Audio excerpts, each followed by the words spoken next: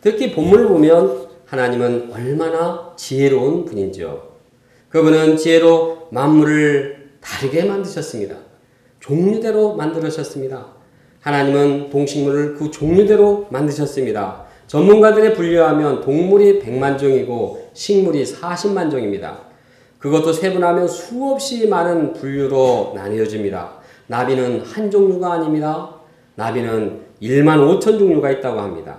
개미도 보기에는 한두 종류밖에 안 되는 것 같은데 5천 종이라고 합니다. 선인장이 4천 종이라고 합니다. 또 같은 종이라고 해도 서로 다릅니다. 유엔의 통계에 의하면 우리 지구의 인구가 67억인데 그 중에 같은 사람은 하나도 없습니다. 쌍둥이도 다 다릅니다.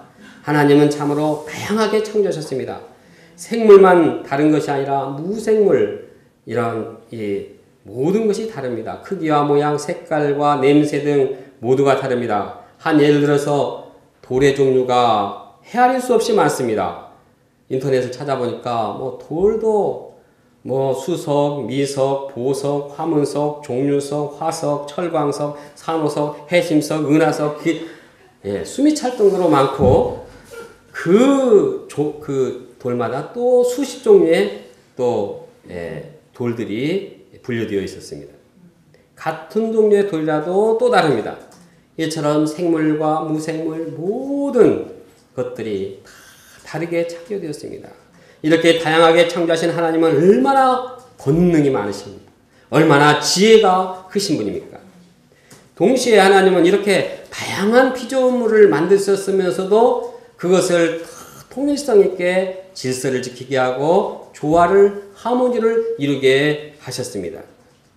예를 들어서 하나님께서는 천지를 창조하실 때부터 만물을 질서 있게 창조하셨습니다. 먼저 환경을 예비하시고 거기에 따라서 이제 주인공들이 살도록 그 주인공들을 만드셨습니다.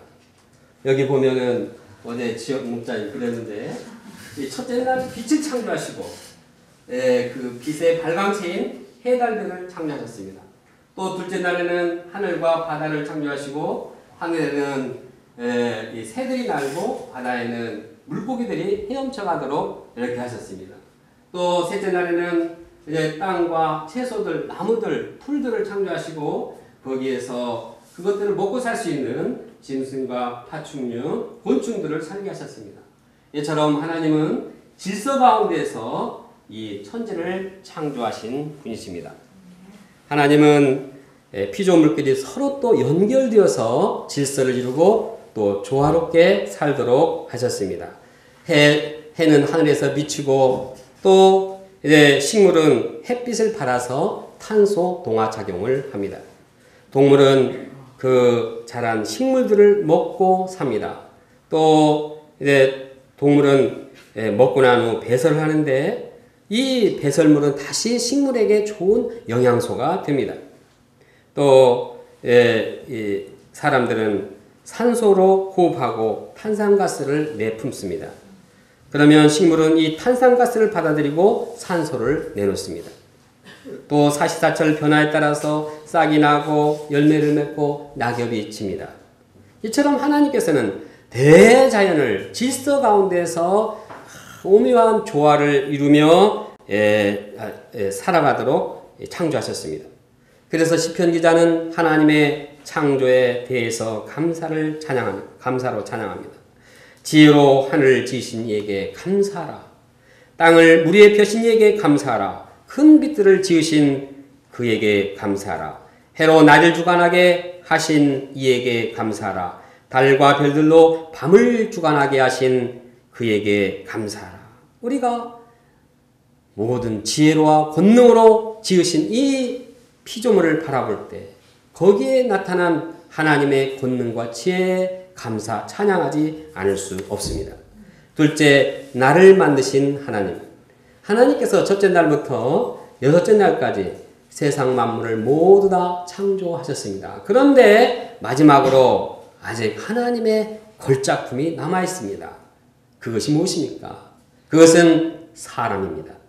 하나님께서 이제까지 만물을 주신 것은 인간들을 위한 환경을 예비한 것에 불과합니다. 그만큼 하나님은 인간을 귀하게 여기셨습니다. 그러면 하나님께서는 사람을 어떻게 만드셨습니까? 먼저 하나님께서는 사람을 하나님의 형상대로, 하나님의 모습대로 만드셨습니다. 26절을 함께 읽어보겠습니다.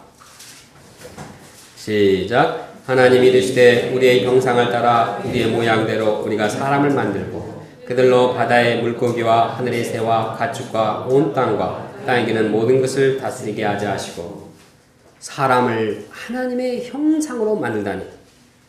그래서 우리 사람에게 하나님의 형상이 있다니, 이 얼마나 놀라운 일입니까?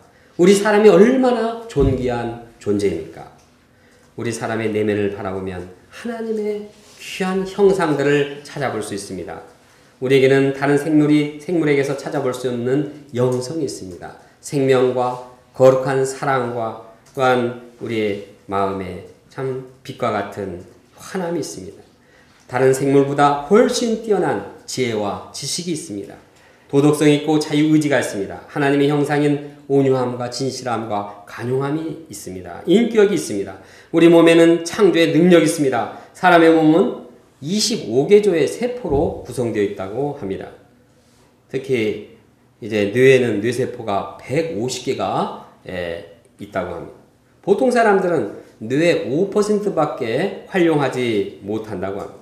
그런데 10%를 활용하면은 우리의 지적인 능력은 배가가 됩니다. 사람의 귀는 1600개의 서로 다른 진동파수를 분간해내고, 눈은 빛의 에너지인 광양자까지도 볼 수가 있습니다. 인간이 지니고 있는 206개의 뼈와 또 656개의 근육은 어떤 동물보다도 기능적으로 우수한 능력을 발휘할 수가 있습니다. 신체의 신비는 이루다 헤아릴 수가 없습니다. 그래서 평범한 사람이 상상을 초월하는 능력의 사람으로 변화될 수가 있습니다. 우리 내면에 뛰어난 인격이 있어서 하나님의 형상이 있어서 이것을 활용하다 보면 정말 천사와 같은 그러한 인격, 그러한 품성을 가진 자로 성장할 수 있습니다. 이처럼 하나님은 인간을 구별하시고 동물과 구별하시고 영화와 존귀로 관을 씌우셨습니다. 시편 기자는 말합니다. 사람이 무엇이기에 주께서 그를 생각하시며 인자가 무엇이기에 주께서 이를 돌보시나이까. 그를 하나님보다 조금 못하게 하시고 영화와 존귀로 관을 씌우셨나이다. 하나님께서 사람들을 하나님의 형상으로 만드신 이유가 무엇일까요? 이는 하나님께서 사람들과 인격적인 교제를 나누게 하기 위해서입니다. 하나님은 사람들과 사귀기 원하십니다. 하나님은 창조주이시지만 피조물인 인간과 영과 영의 교제를 나누기 원하십니다.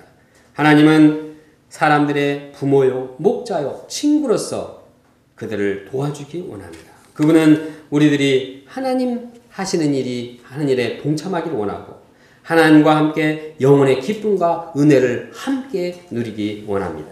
하나님은 하나님의 형상을 가진 사람들을 통해서 이 땅에 하나님의 형상이 가득 드러나기 원하십니다. 예수님의 12 제자들이 하나님의 형상을 덧입고 세계에 흩어졌을 때 그들은 가는 곳마다 하나님의 형상을 드러냈습니다. 하나님의 형상의 물결이 많은 사람들의 마음에 파고들어서 그들도 하나님의 형상을 갖게 되었습니다. 나라와 많은 사람들 통해서 점점 하나님의 형상이 퍼져 나가게 되었습니다. 그래야 그들을 통해서 많은 나라와 많은 사람들에게 하나님의 형상이 온 땅에 울려 퍼지게 되었습니다. 이를 보신 하나님께서 얼마나 기뻐하실까요? 그럼 우리는 하나님의 형상을 가진 고귀한 존재로서의 정체성을 가져야겠습니다. 우리의 잃어버린 하나님의 형상을 회복하기 원합니다. 그래서 하나님과 인격적인 관계를 맺고 영혼의 만족과 기쁨을 누리는 자 되기 원합니다. 하나님과 교제하면서 하나님으로부터 힘과 위로를 덧입기 원합니다. 새학기를 시작하면서 하나님의 형상 중에 하나님의 창조성을 덧입기를 원합니다. 그래서 창조적인 역사에 동참하길 원합니다. 우리에게는 하나님의 형상이기 때문에 무한한 성장의 가능성이 있습니다. 변화의 가능성이 있습니다. 얼마든지 발전할 수 있습니다.